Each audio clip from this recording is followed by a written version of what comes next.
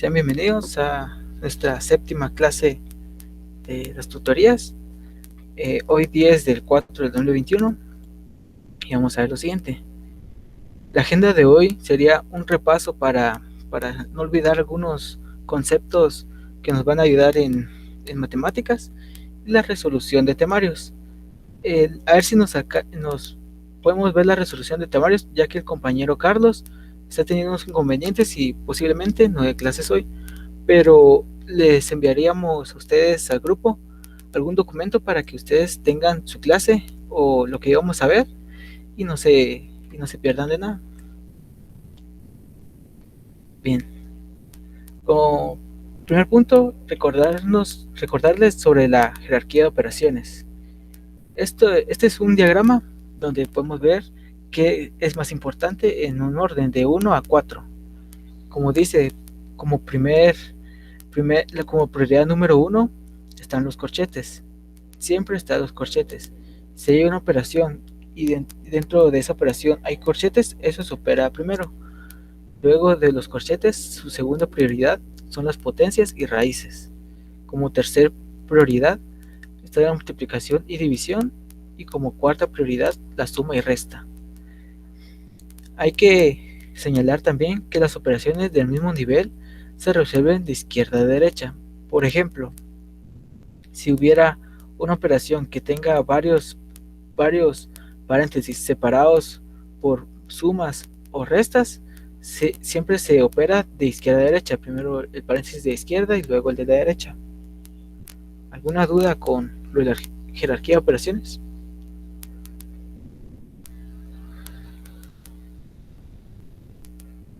No. Gracias. Bien. Otro concepto que a veces se nos dificulta o se me dificulta a mí aprender son los números primos, que me confundía bastante, pero es sencillo.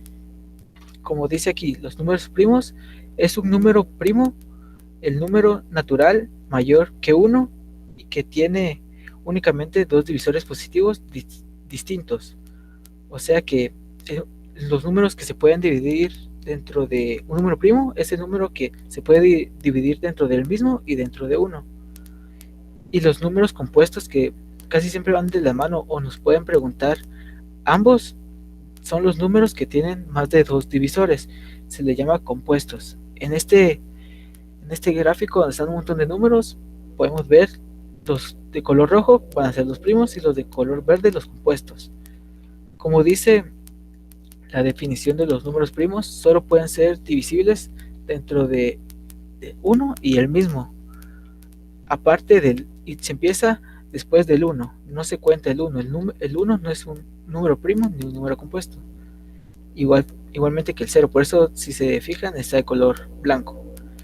Los números primos aquí de estos números hasta el 100 son el 2, el 3, el 5, el 7, el 11, el 13, el 17 y sucesivamente. Todos los que están de color rojo son números primos, ya que solo pueden dividirse dentro de 1, supongamos 2 dividido 1 o 3 dividido 1 y sucesivamente, y divididos dentro del mismo número, 2 dividido 2 y sucesivamente. Y los números compuestos básicamente es los que restan, los que no son números primos, pero su definición es que se pueden dividir dentro de el mismo número, el número 2 o a veces el número 3 y dentro del número 1, o sea que tienen más de dos divisores, como el número 4 que es divisible dentro de 4, dentro de 2 y dentro de 1, el número 6 que se puede dividir dentro de 6, dentro de 3, dentro de 2 y dentro de 1, tiene así sucesivamente más divisores y así. ¿Alguna duda con los números primos?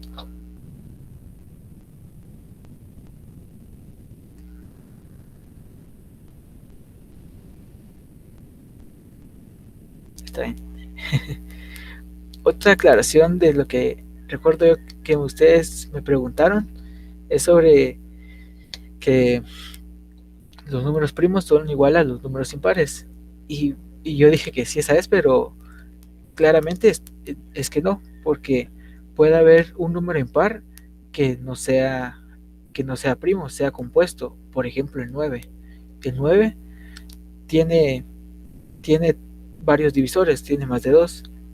Es divisible dentro de 3, dentro de 9 y dentro de 1. Entonces ya tiene 3 divisores. Entonces es preferible que en vez de que ustedes se memoricen cuáles son los números primos y los números compuestos, es aprenderse la definición de que dice que es únicamente un número primo, es divisible solamente dentro de él y dentro del número 1. Entonces así es como se obtiene esto. Voy a pasar a la siguiente. Hay algo que también a veces nos mencionan, nos pueden preguntar que cuáles son los exponentes o variables. Entonces tenemos que saberlos identificar. Y todo esto viene relacionado o viene encapsulado, se puede decir, en los términos algebraicos. Que un término algebraico consta de varias partes, que es el coeficiente, la parte que es el número, las variables o parte literaria que son las letras que vienen acompañado al coeficiente y los exponentes que vienen en cada variable. Por ejemplo, aquí tiene el coeficiente menos 7, que es el número 7 y signo negativo. Y sus variables es x, y y z. Y los exponentes para x sería 2, que sería x elevado al cuadrado. Para y sería y elevado al cubo. Para z, z elevado a la cuarta. O z elevado a la 4. De las dos maneras se puede decir. ¿Alguna duda con identificar las partes de los términos algebraicos? O mejor dicho, si tienen alguna duda, lo pueden poner para que así no estén poniendo siempre no. Pero gracias por confirmarlo. Otro que es importante serían las leyes de los exponentes y radicales. Que esto, ustedes me han dicho que a veces les costaba o visualizarlo por tener tantas letras, pero es sencillo de ver, ya que en los exponentes y los radicales se parecen o se asemejan mucho su forma de operarlos. Entonces es como de irse adecuando y irlos viendo para familiarizarse con ellos y resolverlos muy rápido. Entonces, como primer punto en las leyes de los exponentes está este, que dice que la misma base, si tienen dos bases, las dos bases son iguales, se suman los exponentes. Como en este caso, la base aquí está a elevado a la m y a elevado a la n. Tienen la misma base, entonces se pone la base y se suman los exponentes. Entonces, aquí está de otra manera. Pero aquí está a elevado a la m encerrado en paréntesis y todo el paréntesis está elevado a la n. Aquí lo que se hace es multiplicar los exponentes n por m, m por n y da el resultado y se copia la base. Otra forma es cuando están las dos bases dentro de un paréntesis y se elevan a un exponente, se puede simplificar o repartir copiando las bases y elevándolos individualmente a la n y b a la n. Igual cuando está en fracción se puede poner individualmente cuando está todo dentro de un paréntesis, como a a la n partido b a la n. Pero aquí hay que recalcar algo o hay que hacer una observación, que cuando está a la m dividido a la n, esto son iguales bases pero diferentes exponentes. Entonces cuando está en forma de fracción se copia la base y se restan los exponentes, como se pueden fijar acá, a elevado a la m menos n, y nos da el resultado.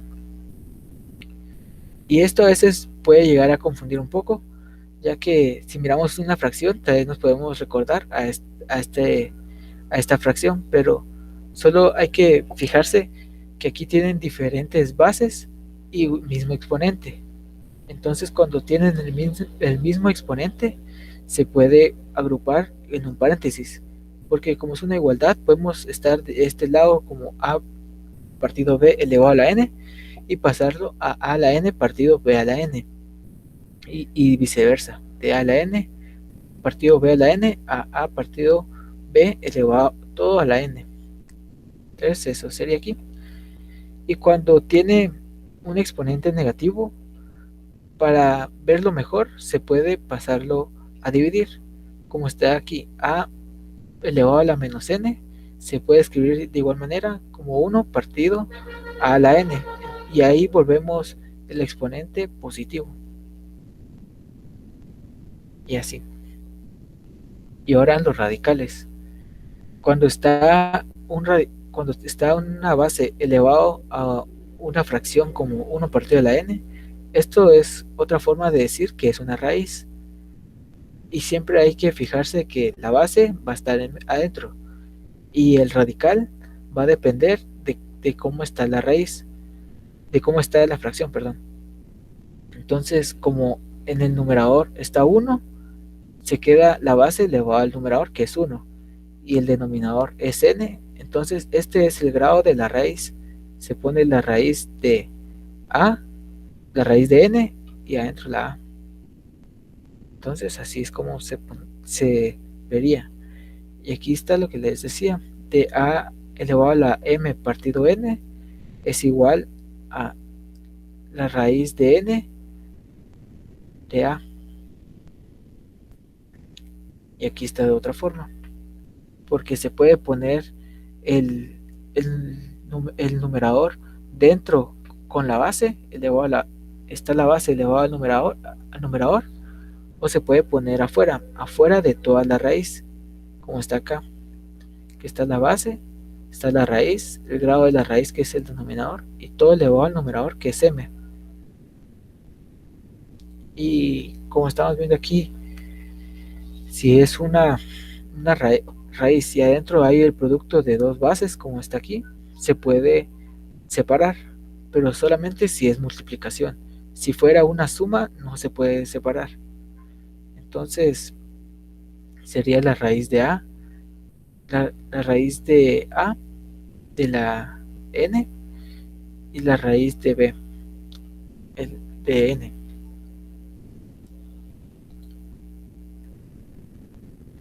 Y aquí está otra manera que se separa. Ya ponemos la raíz de a y la raíz de b. Y si hay una raíz dentro de otra raíz, se puede multiplicar el grado de la raíz y nos da otra raíz, como está acá, que sería la raíz de m, y adentro está la raíz de n, y adentro está a. Esto se puede escribir como está aquí, que sería la raíz de m por n, que son los grados de las raíces, y adentro la a.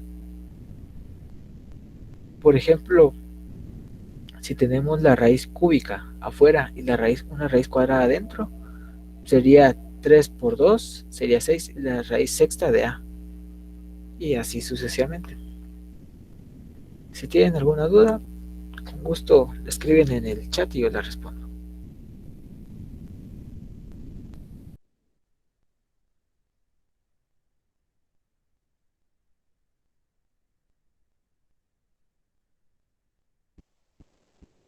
Bien. Ahora vamos a recordarnos algunas ecuaciones de geometría para calcular el área de las principales figuras geométricas que nos podrían venir. Una sería el cuadrado. Creo que está muy pequeño, a ver si lo puedo agrandar.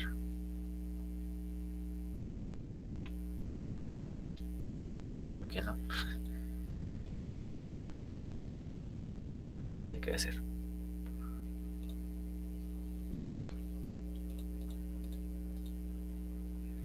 Bien. Vamos a ver cómo se calcula el área de un cuadrado. Como podemos ver, el cuadrado tiene 4 lados y los 4 lados son iguales. Entonces, para calcular su área, se multiplican dos caras del cuadrado, que sería a por a pero como es el mismo, son los mismos de la misma longitud, sería a al cuadrado para calcular el área de un cuadrado. Para calcular el área de un triángulo, solo se tiene que conocer la base y la altura del mismo, como está aquí. Entonces el área se calcula como base por altura dividido 2. Para el área de un trapecio, si nos fijamos, podría decirse que hay un cuadrado y tiene dos pedacitos de triángulo, pero su ecuación de área sería la base mayor más la base menor dividido 2 multiplicado la altura. Como siempre está el trapecio, nos puede dar el trapecio y nos puede dar sus lados, y entonces hay que identificarlos. Su base menor es la que está arriba, la que tiene menor longitud, y la base mayor es la que tiene mayor longitud, que casi siempre la ponen debajo. Entonces solo sumamos esto y lo dividimos dentro de 2, y todo esto lo multiplicamos por la altura, que sería la distancia que separa la base menor con la base mayor. Otra figura geométrica sería el rombo. Su ecuación para calcular el área es la diagonal mayor por la diagonal menor dividido 2. Esto quiere decir que este punto, como que el punto más, la recta más larga de un punto a punto y la recta más corta. Si lo ven, es como que es una diagonal que cruza todo el rombo en línea recta, como está aquí, que sería la diagonal mayor multiplicada en la diagonal menor, y todo eso se divide entre 2. El rectángulo se multiplica muy similar al cuadrado, pero como un rectángulo, su nombre dice que son ángulos rectos y que tienen dos lados iguales y los dos diferentes. Entonces es como en pares, porque si se fijan, aquí está un lado más largo y aquí un lado más corto. Entonces, para calcular el área es la base por la altura. Sería base por altura y así se encuentra el área. Si se pueden fijar, el cuadrado es muy similar. Se multiplica su base y su altura, pero como todos sus lados son iguales, se iguala y se eleva al cuadrado. Y si se fijan también, aquí estamos utilizando leyes de los exponentes, ya que la multiplicación de dos bases que con la misma base, entonces se suman los exponentes, como aquí está a elevado a la 1 multiplicado a la 1 es igual a al cuadrado, porque 1 más 1 es 2. Si se fijan aquí, ya se utiliza las leyes de los exponentes. Bien, otra figura geométrica que podemos ver sería el paralelogramo, que si lo pueden ver, es similar al trapecio, solo que tiene un triangulito del otro lado, pero su área se calcula como la base por la altura, y así se puede calcular. Y si se fijan, se parece mucho al rectángulo. Y la otra cosa que se podría hacer, que si hay un juego de madera donde es de poner como piececitas, con eso se vería mejor, pero si nos fijamos, podríamos, a ver si puedo escribir, aquí hay un triangulito, y si quitamos este triángulo y lo ponemos acá, vamos a ver, lo voy a poner de otro color para que lo puedan ver. Si agarramos este mismo triángulo y lo ponemos acá y borramos esto, no sale bien.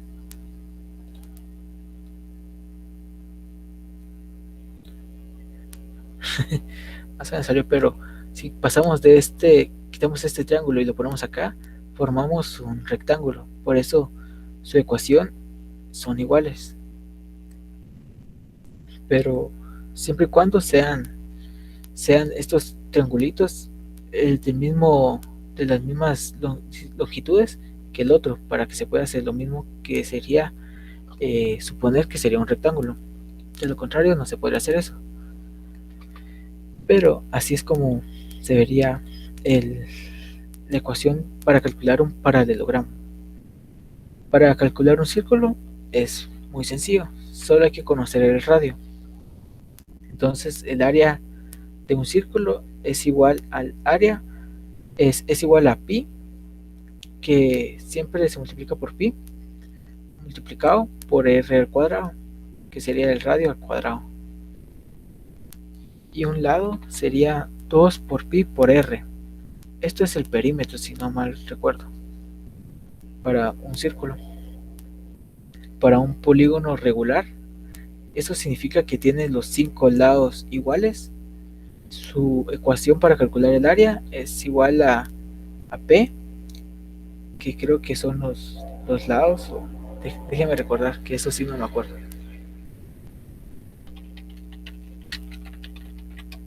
Disculpen.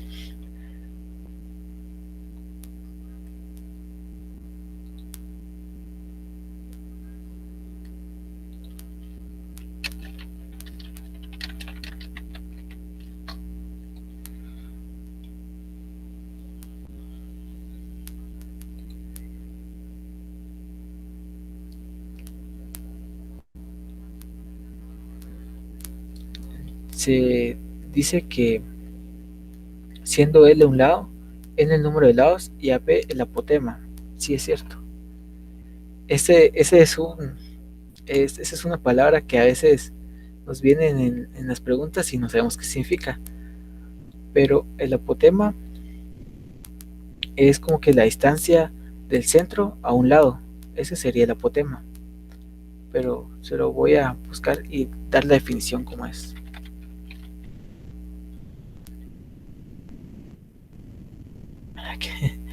Dice que el apotema es la perpendicular trazada desde el centro de un polígono regular a cualquiera de sus lados. Como les decía, el apotema es una perpendicular, que si se recuerdan, la perpendicular es cuando se forma dentro de los dos lados un ángulo recto como está aquí, que es de 90 grados, que sería desde el centro hasta un lado y que forma un ángulo de 90 grados. Ese es un apotema. Por si vieran en algún lado esa palabra, eso significa. Entonces, regresando a la ecuación del área de un polígono regular, es el número de lados multiplicado lo que dice aquí, que sería n, número de lados, el L, la longitud del lado, multiplicado el apotema, que es la distancia del centro al lado, que está aquí, del centro al lado, dividido 2. Aquí está como que más simplificado, pero aquí está más entendible, porque este cálculo de área sería para todos los polígonos regulares, que como les decía, un polígono regular es cuando tiene n cantidad de lados iguales, como está acá. Tiene varios lados iguales. Entonces, para calcular el área de este polígono regular, hay que saber la distancia del apotema, que sería del centro a un lado, y el número de lados, que sería 1, 2, 3, 4, 5, 6. Utilizando esta ecuación, sería 6 multiplicado la distancia del lado, que sería B en este caso, multiplicado el apotema, que sería la distancia del centro a uno de sus lados, que sería H. Y todo eso multiplicado dividido 2. Ese sería el área de un polígono regular. ¿Alguna duda hasta el momento?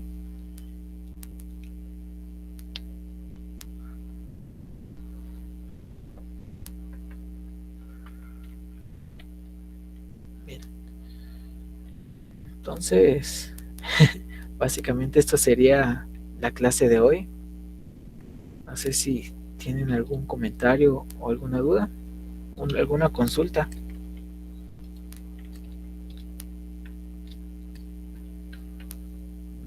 Buenas tardes, Ángel.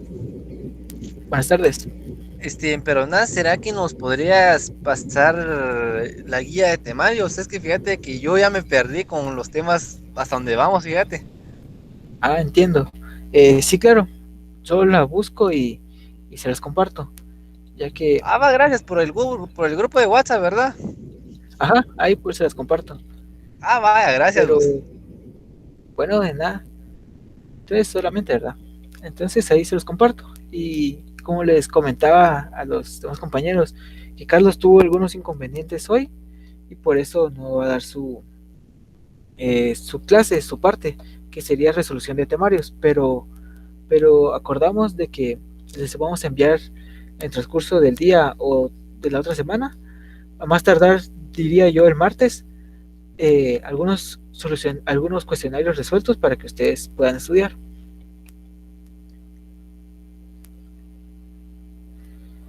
Solo antes de que desconecten voy a pasar la lista. Por favor.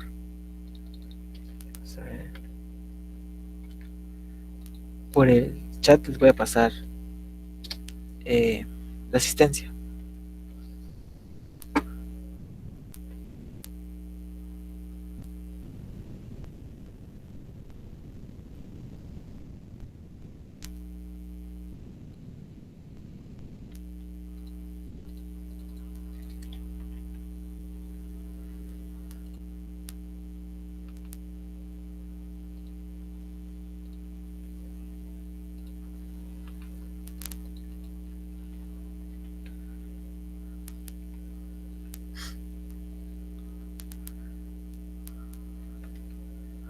Una pregunta, ¿ustedes qué libro utilizan para estudiar o qué material utilizan adicional a las tutorías?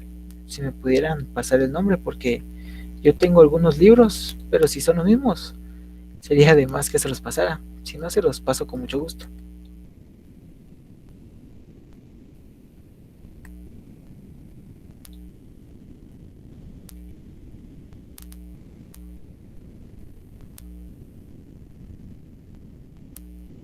Sí, pues, sí, ese es lo más sencillo y a veces eficiente porque solo vas a lo que buscas. Pero ahí se los voy a pasar.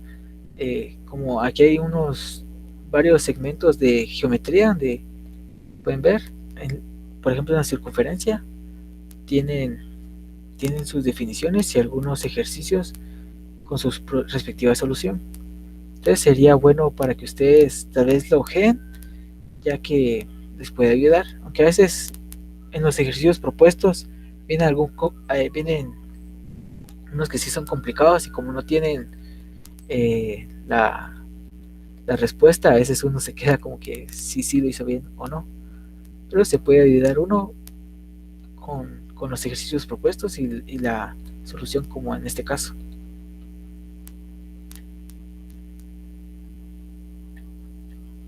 Sí, pues, el álgebra de Baldor. Pero no sé si les parece que les comparta estos, estos archivos.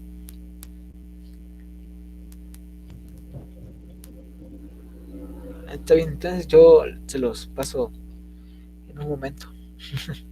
Igual aquí, como ya se nos está acabando el tiempo de las tutorías, aquí le voy a pasar de una vez algunas pruebas, que estas son pruebas de graduandos. No sé si este año irán a hacer, pero cuando me gradué yo, hicieron estas pruebas, que son del ministerio, que casi nadie les pone atención, pero si vienen algo complicadas. O es más de razonar, que son como estas. Que incluso esta es la que le pasamos en el primer día. Entonces ahí se las voy a pasar en todo en un mismo archivo.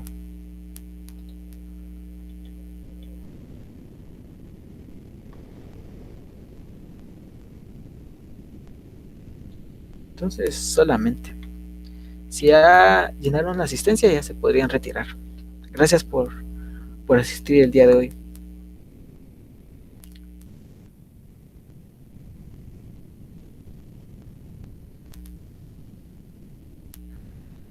Feliz día a todos.